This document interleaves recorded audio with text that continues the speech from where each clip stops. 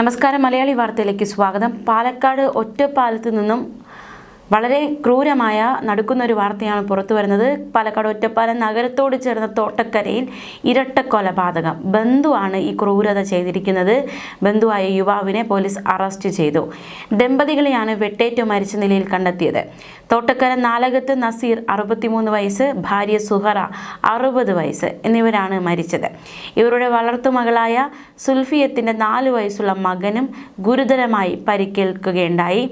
യുവതി 4 വയസ്സുകാരനുമായി വീടിന് പുറത്തേക്ക് എത്തിയപ്പോഴാണ് നാട്ടുകാർ ഈ വിവരമൊക്കെ അറിയുന്നത്.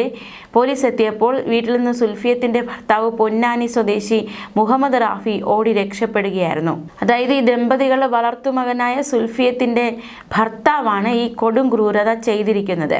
മുഹമ്മദ് റാഫിയുടെ കൈ ഞരമ്പ് മുറിച്ച നിലയിലായിരുന്നു അന്വേഷണ സംഘം കണ്ടെത്തിയത്. പ്രതി ആത്മഹത്യാ ശ്രമം നടത്തി. പ്രദേശത്തെ പള്ളിക്കാട്ടിലേക്ക് ഓടി രക്ഷപ്പെട്ട മുഹമ്മദ് റാഫിയെ പോലീസുകാരും നാട്ടുകാരും നടത്തിയ തെരച്ചിലിലാണ് കണ്ടെത്താൻ സാധിച്ചത്. പുലർച്ചെ 4 മണിയോടെയാണ് ഈ പ്രതിയെ കണ്ടെത്താൻ സാധിച്ചത്. ഞായറാഴ്ച രാത്രി 12 മണിയോടെയാണ് ഈ അതിക്രൂരമായ കൊലപാതകം സംഭവിച്ചിരിക്കുന്നത്. ഗുരുതരമായി പരിക്കേറ്റ 4 വയസ്സുകാരനെ ആദ്യം ഒറ്റപ്പാലം താലൂക്ക് ആശുപത്രിയിൽ എത്തിച്ചു. അതിനുശേഷം വാണിയംകുളത്തെ സ്വകാര്യ ആശുപത്രിയിലേക്ക് കൊണ്ടുപോവുകയായിരുന്നു. എന്തായാലും എന്തുകൊണ്ട് കൊലപാതകത്തിലേക്ക് നയിക്കപ്പെട്ടു, അതിൻ്റെ പിന്നിലുള്ള കാരണം എന്താണ്, കുടുംബ പ്രശ്നങ്ങളാകാം കാരണമെന്ന് കരുതുന്നു. എന്തായാലും ഈ ഒരു ദമ്പതികളുടെ വളർത്തുമകളുടെ ഭർത്താവാണ് അവരെ കൊലപ്പെടുത്തിയിരിക്കുന്നത്. അതിക്രൂരമായ കൊലപാതകമാണ് സംഭവിച്ചിരിക്കുന്നത്. വെട്ടിക്കൊലപ്പെടുത്തുകയായിരുന്നു.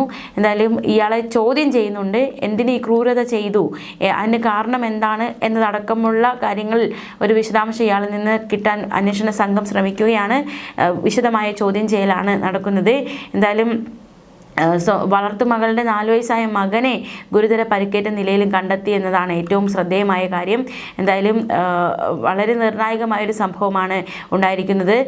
സുൽഫിയത്ത് എന്ന യുവതിയുടെ 4 വയസ്സുകാരനുമായി ഓടി രക്ഷപ്പെടുന്നതിനിടെയാണ്, അതായത് ഈ മാതാപിതാക്കളെ കൊലപ്പെടുത്തുന്ന സുൽഫിയത്ത് കാണുന്നു, മകനുമായിട്ട് ഓടി രക്ഷപ്പെടാൻ ശ്രമിക്കുന്നു.